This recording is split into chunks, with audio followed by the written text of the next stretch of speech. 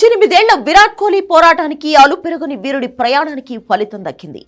RCB first time IPL title ను ముద్దాడింది. IPL 2025 ఫైనల్లో Punjab Kings ను 6 పరుగుల తేడాతో ఓడించింది.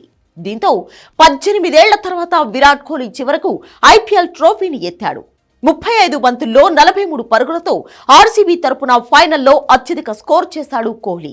చేసింగ్ లో బౌలర్లు అదరగొట్టి ఆర్సీబీని గెలిపించారు.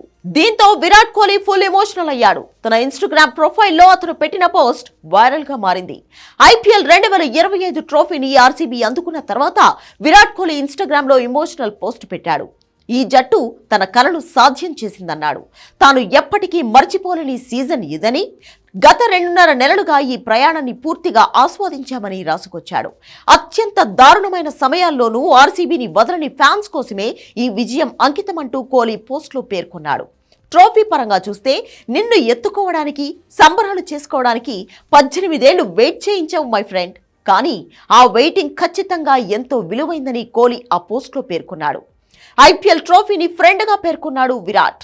కాగా 2008 సీజన్ ఆరంభం నుంచి ఐపీఎల్ టైటిల్ కోసం ఆర్సీబీ పోరాడింది. 3 సార్లు ఫైనల్ కు చేరి ట్రోఫీకి అడుగు దూరంలో ఆగిపోయింది.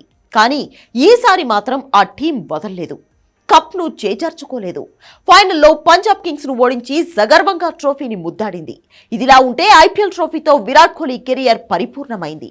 ఇప్పటికే ఓ వన్డే, టీ20 ప్రపంచ కప్ అతని ఖాతాలో ఉన్నాయి. 2 సార్లు ఛాంపియన్స్ ట్రోఫీ దక్కించుకున్నాడు. ఓసారి టెస్ట్ గద కూడా గెలుచుకున్నాడు. ఇప్పుడు ఐపీఎల్ ట్రోఫీతో అతని కెరియర్ కంప్లీట్ అయింది.